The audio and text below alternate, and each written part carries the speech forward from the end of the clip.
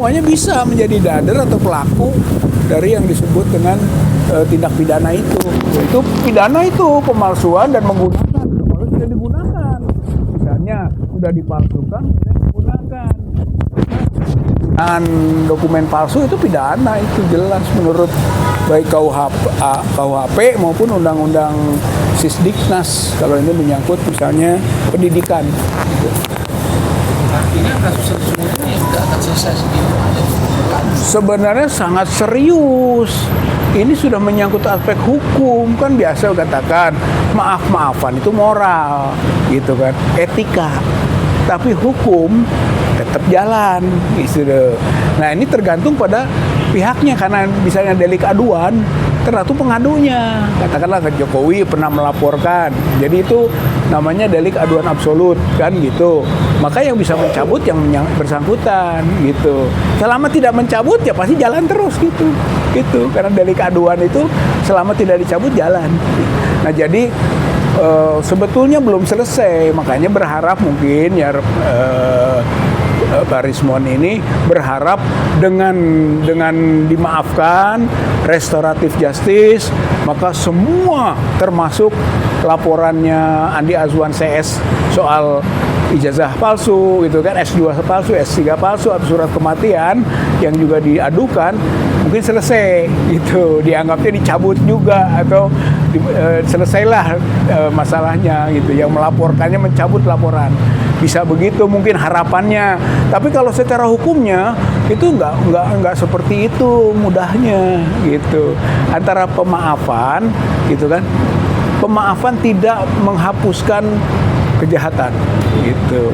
Itu maksudnya, makanya benar juga kalau Pak Jokowi pernah sampaikan hukum jalan terus, soal maaf-maafan kan pribadi katanya gitu ya. Walaupun ternyata prakteknya nggak gitu juga, memang itu target kan, dengan meminta maaf selesai semua gitu ya, sebut restoratif justice atau SP3. Pak, kalau upaya yang dilakukan oleh Bang Bil ya, yang melapor ke Pak Rismon kan Bang Bil dan Pak Andi Azwan segala macam. Bahkan sekarang lagi keberadaan Bang Bil itu lagi di Jepang untuk menelisik terkait di kampus Yaman. Dalam proses ini apakah masih bisa terbuka lebar ada restoratif justice juga, karena tadi Bapak bilang ini merupakan delik aduan. Ya, sebenarnya kan politik ya. Ini bukan semua proses ini sebenarnya basisnya adalah politik. Politik itu menyangkut seorang figur politik, yaitu Joko Widodo.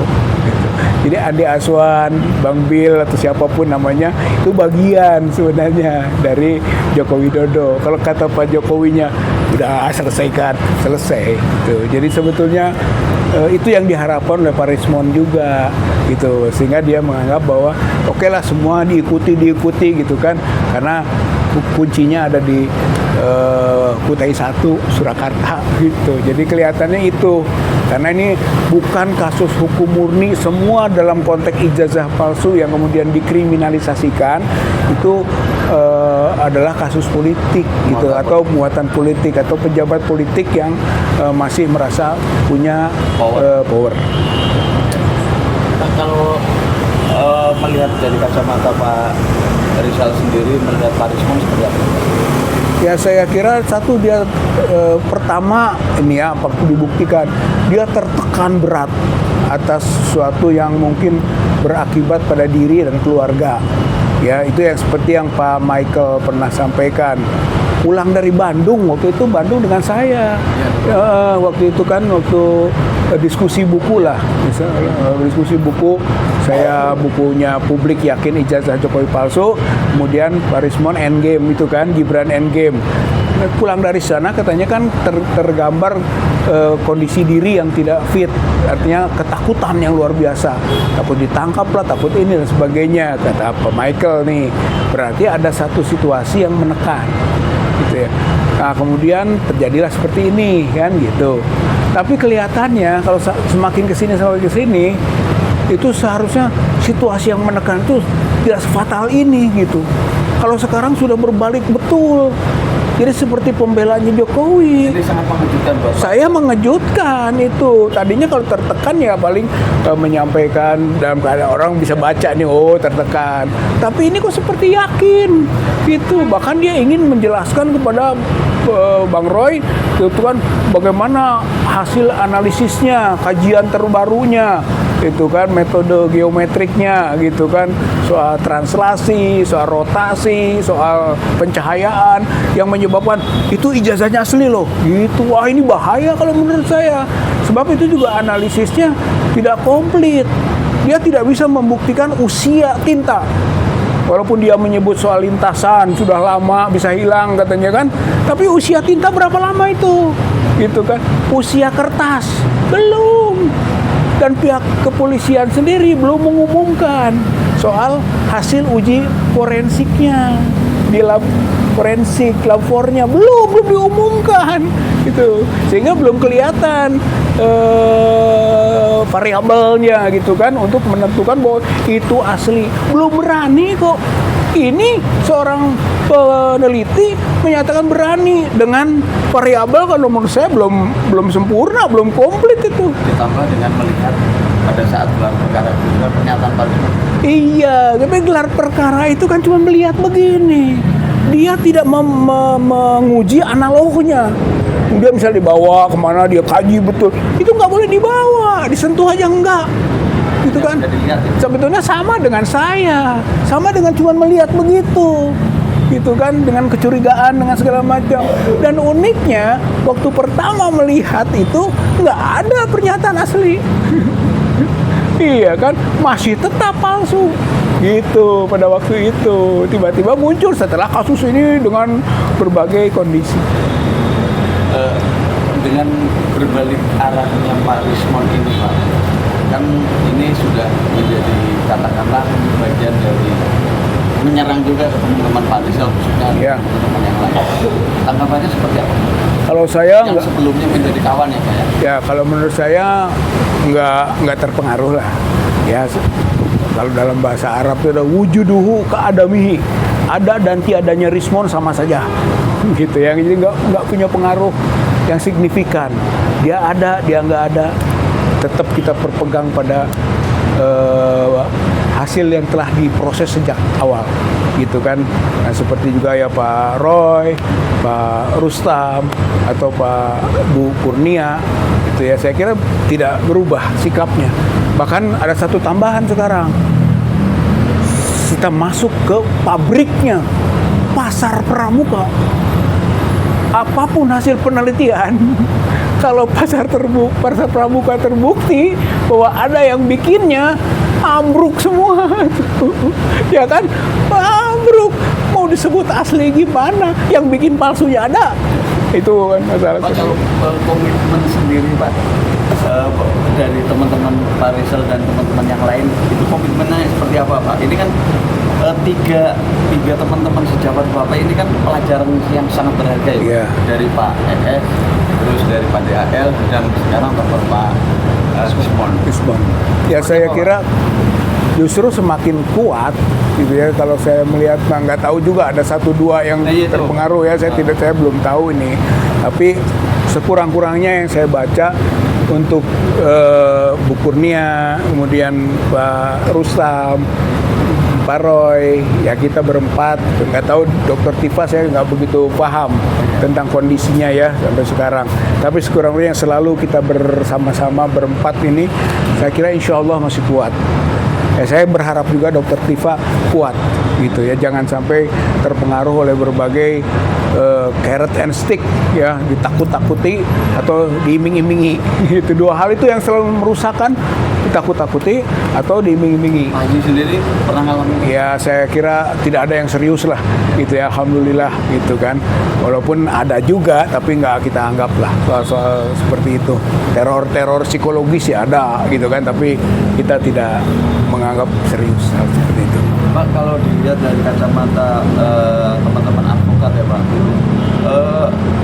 menurut Pak Rizal untuk melindungi klien itu seperti apa sih Pak metode dari advokat sendiri? Apakah wajib bagaimana mengupayakan klien ini bisa lepas atau berada di jeratan hukum, atau upaya-upaya apa yang biasanya? Sebenarnya fungsi advokat itu bukan melepaskan dari jeratan hukum, yaitu advokat itu harus punya kode etik juga.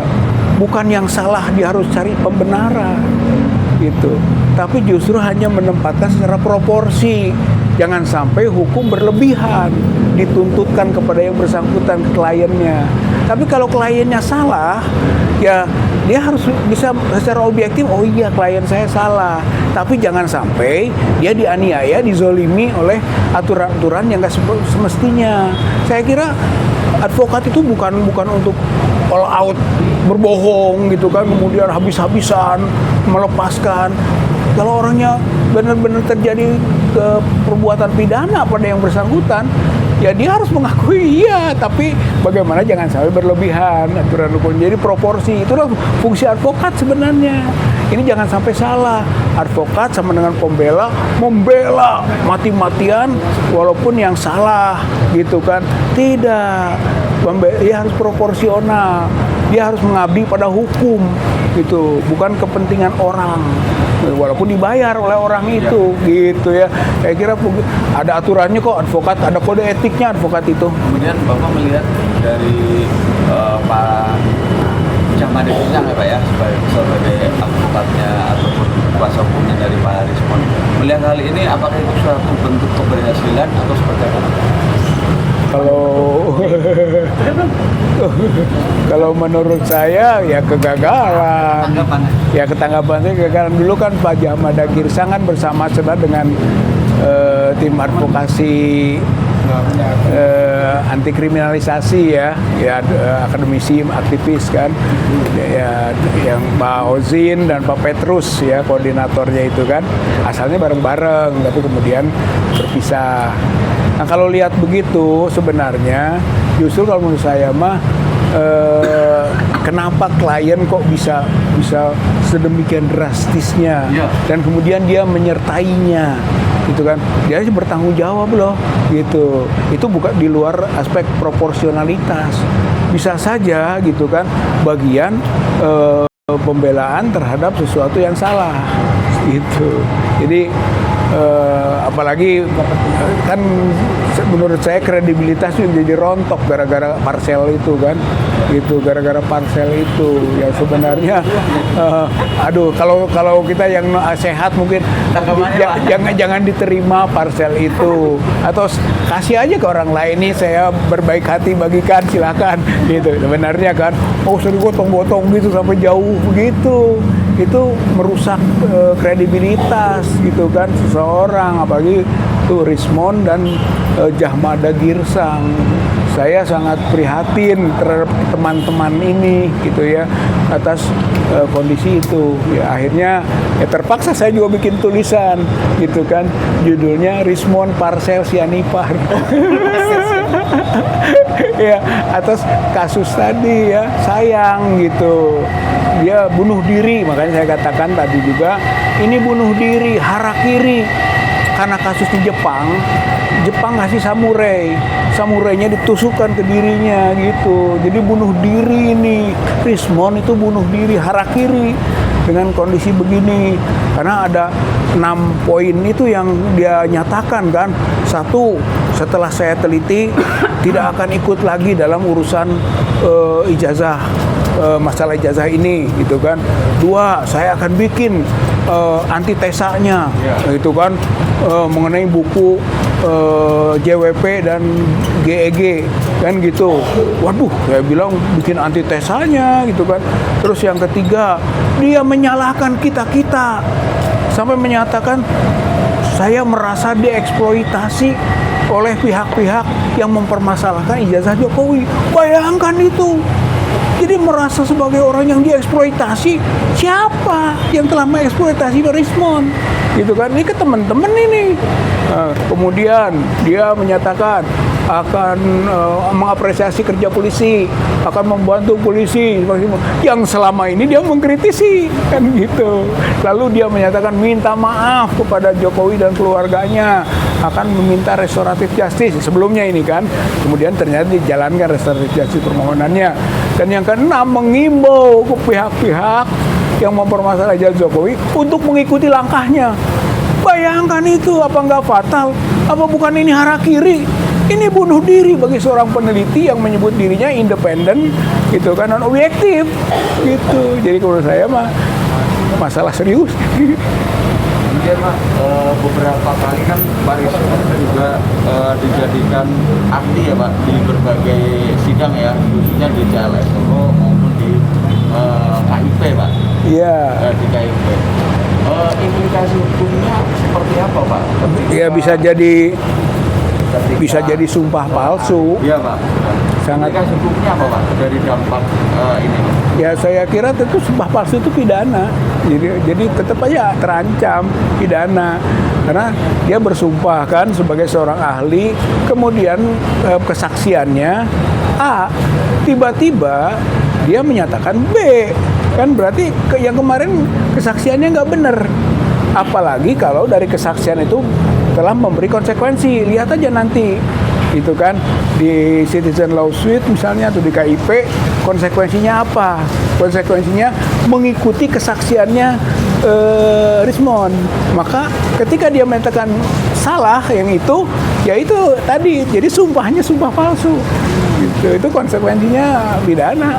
Itu yang wajib katakanlah membuat aduan ataupun laporan itu dari pihak mana? Kalau macam sumpah palsu itu bukan delik aduan. Kalau bukan delik aduan, siapapun boleh. Siapapun boleh. Yang harus delik aduan itu yang kasus-kasus seperti pencemaran, fitnah, itu delik aduan. Atau kasus susila, ya kan? Tindak kekerasan rumah tangga, itu delik aduan itu. Kalau ini delik umum. Kalau delik umum siapapun bisa melaporkan itu. Artinya bisa panjang kali lebar. Saya kira panjang, makanya mungkin saja nanti satu pihak sudah mencabut.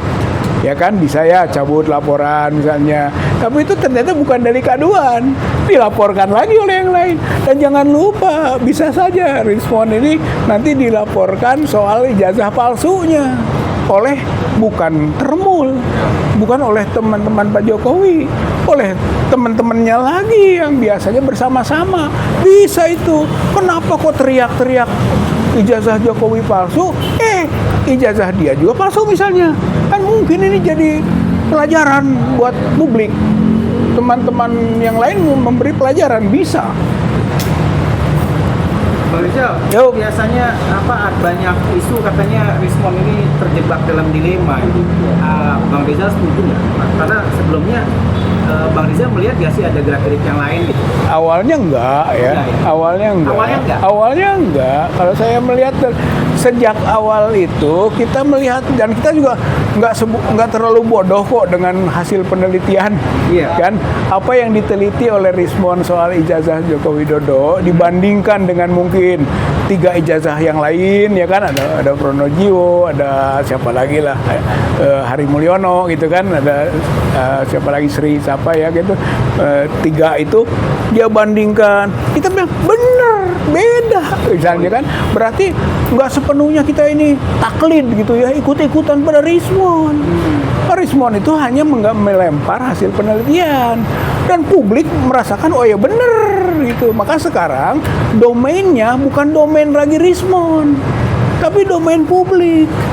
Rakyat sudah bisa menilai gitu. Jadi ketika dia mengatakan ijazah Joko Widodo itu asli gitu kan, maka dilihat dulu apa sih variabel keasliannya, dan ternyata hanya emboss gitu kan, dan watermark dan lintasan cap. Sekarang bisa enggak emboss dipalsu? Ini pertanyaan seriusnya. Bisa tidak watermark itu dipalsu? Nggak bisa. Ya kalau jawabannya bisa, nggak bisa disebut asli gara-gara ada emboss, ada watermark dong. Gitu. Kemudian ada lintasan katanya sudah hilang itu. Kemarin mah sama sekali dia udah mengecek bahwa warna merah sama sekali tidak ada di hitam kan, tidak ada, nol gitu, nggak ada pisan. Sekarang dia dalihnya oh sudah hilang karena usia. Sekarang kita tanya usia tinta itu berapa tahun, coba sama nggak dengan usia 1985 gitu kan, atau usianya baru, atau kertasnya ini kapan, jenis kertas, usia kertas itu kan belum disimpulkan gitu. Nah ini sampai Pak Arif ya, kita Pak Arif ini sampai pihak polisi saja belum berani mengumumkan asli. Rismon sudah berani gitu. Yang kompetensinya lebih tinggi itu pihak kepolisian sampai sekarang belum berani mengumumkan tentang keaslian. Belum ada, padahal udah diuji katanya, uji forensik, belum diumumkan. Kan gitu. Setingkat uji laboratorium forensik saja tidak berani mengumumkan asli. Itu kok Rismon sudah berani mengungkap ya, mengungkap tentang keaslian. Nah itu tadi faktor apa? Nah itulah faktor gitu ya. Iya, Bang Rizal, nanti kalau seandainya memang sudah benar-benar terjadi Rismon jadi kubu melawan Bang Rizal ini, mungkin kalau kasus ini masuk ke persidangan gitu, Iya. ke persidangan gitu ya. Ya, Nah mungkin. itu gimana sikap Bang Rizal nih? Ya nggak apa, karena teman yang pernah bersamai lah. ya tentu kalau kecewa jelas ya Nah. gitu kan, atau berkhianat ya berkhianat gitu kan, sebagaimana publik juga membaca, dan Rismonnya siap juga kan dikecam sebagai pengkhianat, walaupun pernah kan dalam salah satu podcast ya Iya. menyatakan daripada berkhianat, daripada minta maaf lebih baik mati. Lebih baik mati. Ya, ada kan, tapi ternyata ya itulah, berkhianatnya sudah, minta maafnya sudah, matinya betulan. belum, matinya yang belum. Tidak terbetulan. Ya, tidak didata betulan.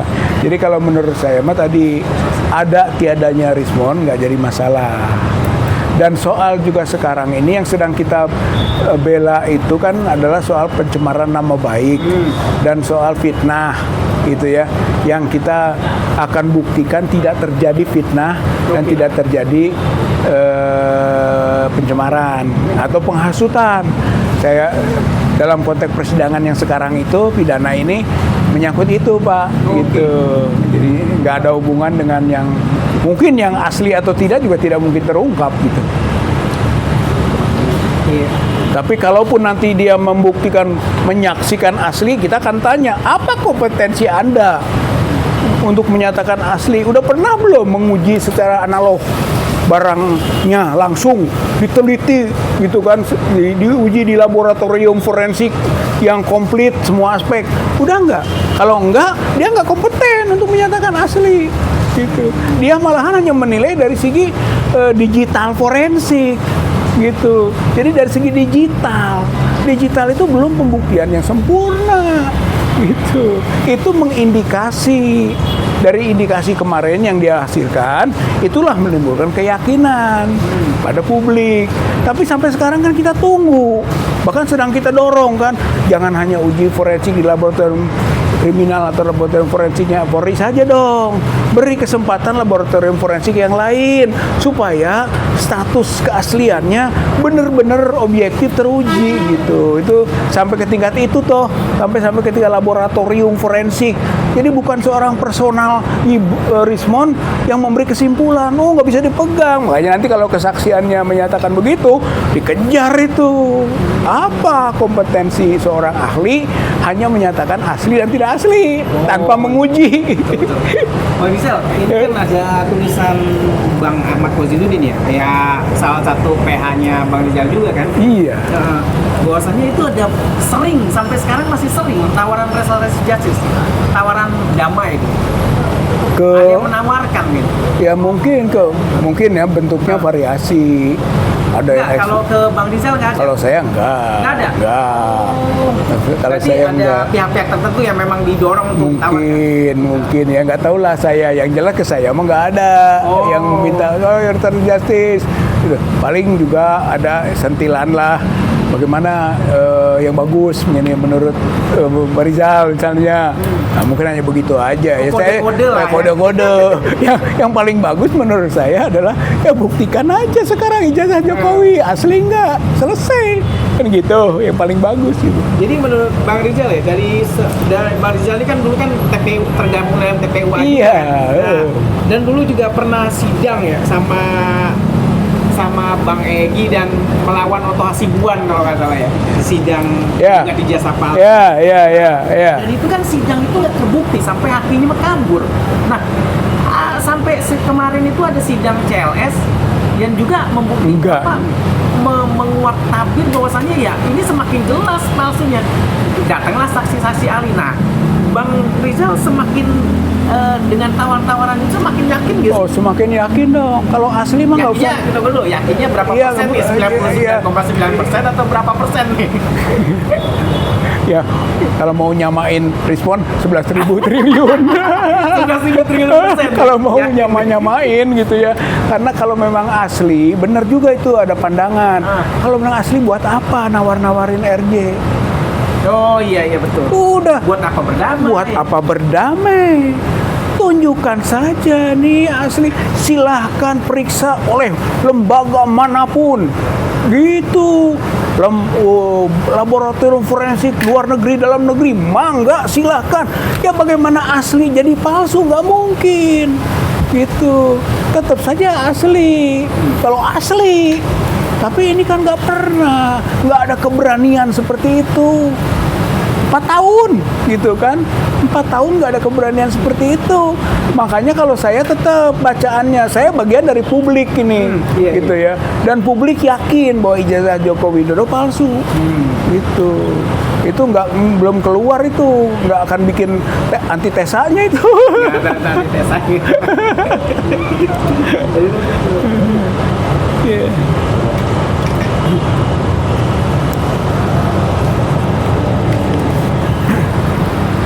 Itu Jadi respon. upaya selanjutnya seperti apa aja? Ini kan sudah merambah mau ke P21 ya, karena udah P19, kemarin P19 ini Itu yang kasusnya RRT ya, atau klaster 2. Klaster 2 sudah sampai ke situ, bolak-balik udah sampai situ ya. Lalu klaster yang satu belum. belum ada Belum. Jadi kesan sama ya tergantung penyidik lah gitu. Tapi kalau penyidiknya fair, penyidiknya jujur, menurut saya ini nggak ada bukti hukum kok gitu. Apalagi sampai pencemaran. Apa yang dicemarkan asli tidak asli aja belum gitu kan. Bagaimana bisa ada pencemaran atau fitnah? Nggak mungkin. Lalu kita ketiga ini penghasutan. Kejadian apa rusuhnya? Konsekuensi dari penghasutan itu delik material, itu harus ada dulu. Kalau misalnya kita bakar, itu menghasut. Oh belum menghasut. Itu menghasut secara hukum itu kalau orang melakukan pembakaran dari apa yang kita sampaikan itu gitu. Ini mana kejadiannya? Nggak ada. Berarti kalau fair, jujur, nggak ada bukti.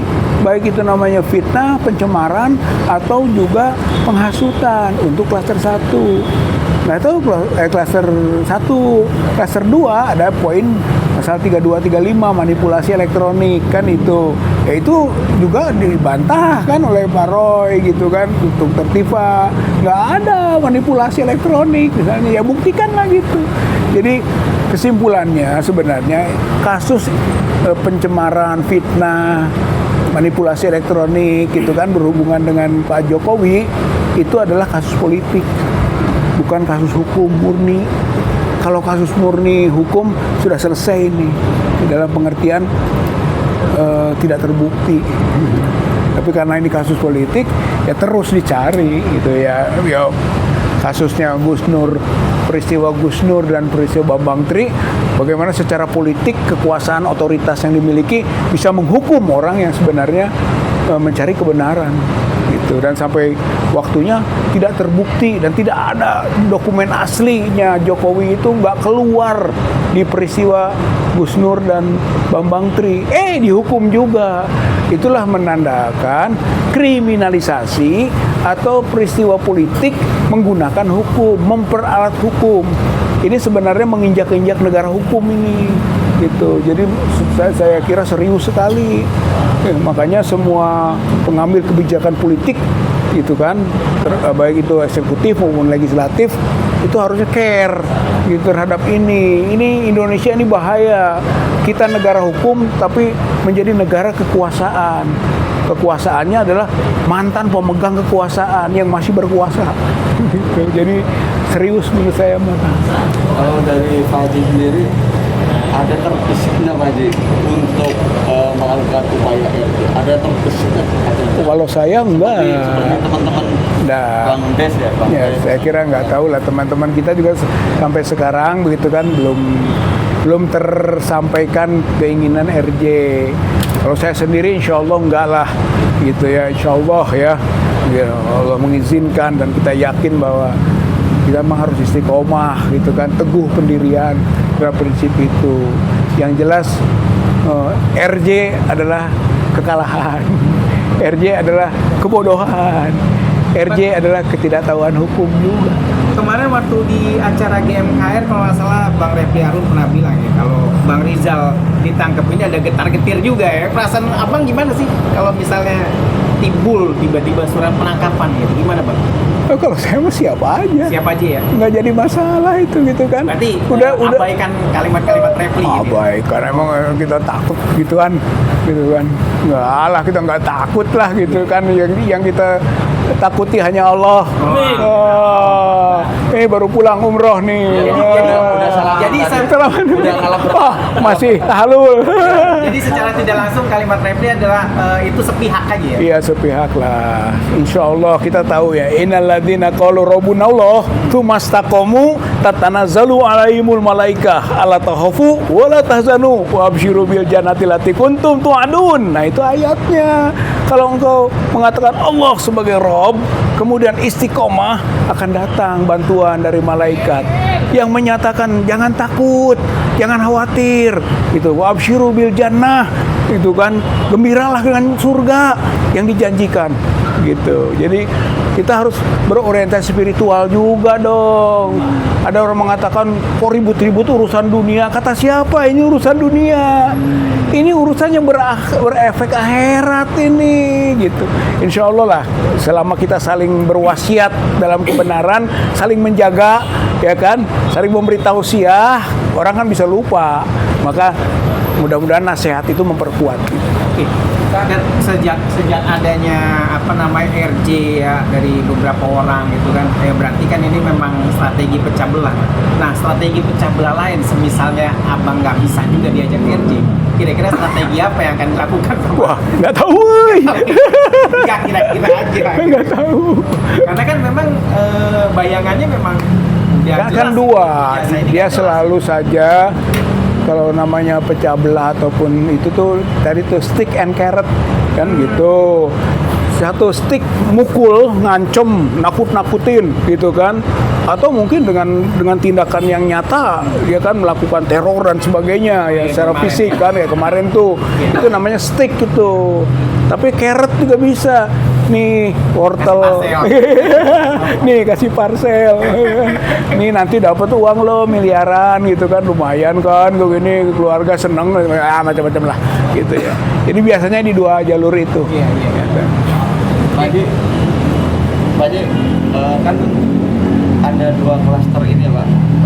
Klaster 2 ini ada 2 tim katakanlah, tim dari dulu pada RRT, sekarang Troya, yang masih konsisten kan teman-teman dari Pak Aka dan teman-teman yang lain. Ini kan kita lihat kadang-kala kan berbeda pandangan. Yang satu akan meminta, sebelumnya meminta SP3 walaupun dengan cara apapun. Iya. Dan teman-teman dari Pak Aka dan Petrus itu tetap konsisten untuk tidak melakukan SP3 apapun caranya. Pandangannya seperti apa Pak Haji?